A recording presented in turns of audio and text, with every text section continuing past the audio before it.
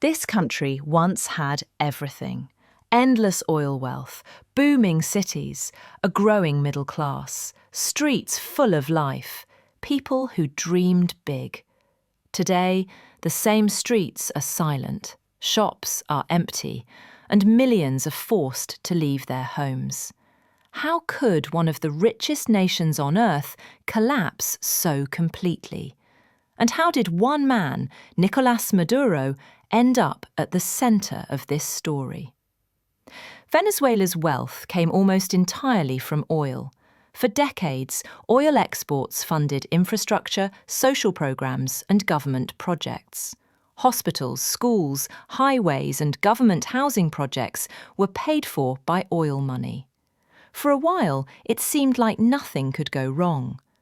But relying on one resource is always dangerous. When oil prices fell, cracks began to appear in the system. A fragile economy built on a single commodity was not prepared for any sudden downturn. Nicolás Maduro's rise to power is almost unbelievable. Before politics, he was a bus driver, working the streets of Caracas. He became involved in union politics and gradually climbed the political ladder.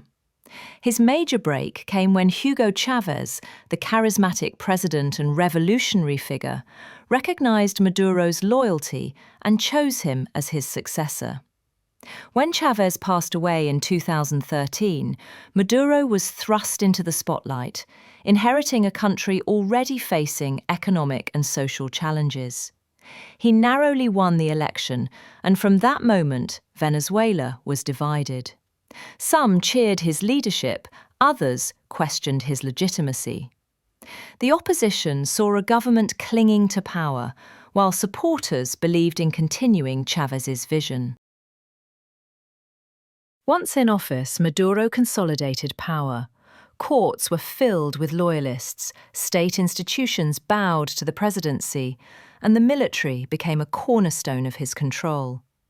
Protesters took to the streets demanding change. The government's response was swift and harsh. Violence, arrests, and intimidation became common. Venezuela's crisis was no longer just about money or food. It was now a fight over power, control, and survival. Inflation began to rise, but not gradually. It spiraled out of control. The currency became nearly worthless. Salaries could no longer buy basic goods. At one point, people were carrying sacks of cash just to buy bread. Shelves were empty. Supermarkets could not keep up with demand.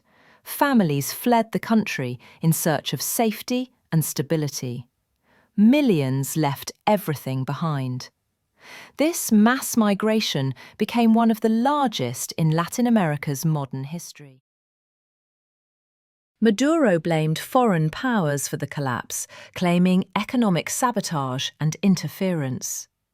The United States imposed sanctions, particularly targeting Venezuela's oil industry. In response, Maduro aligned the country more closely with Russia, China, and Iran, claiming these alliances were essential to defend Venezuelan sovereignty.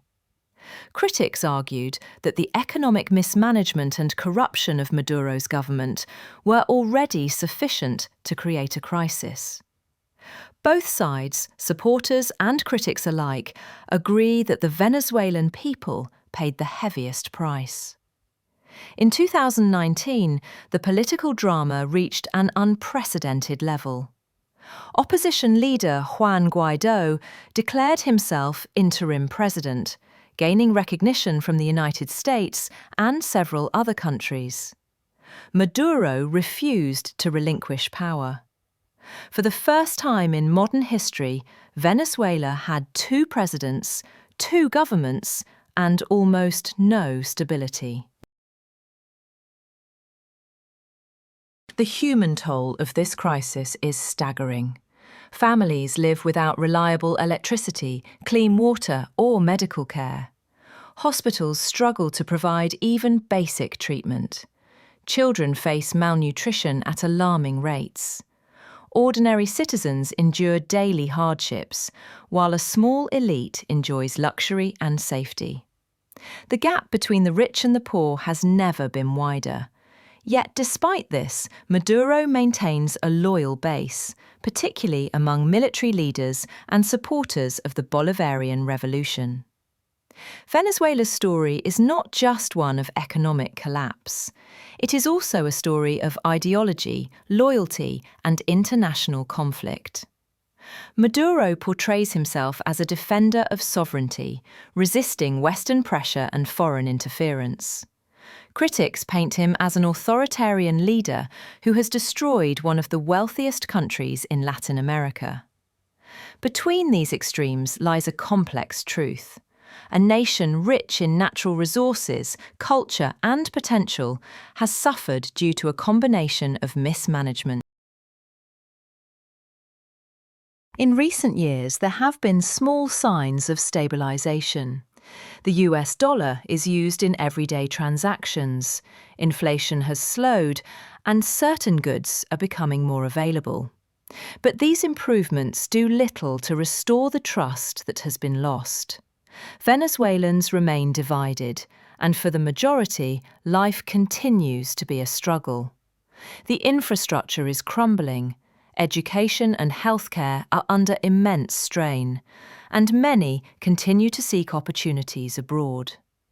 The collapse left scars that will take decades to heal. Despite all this, Maduro remains in power.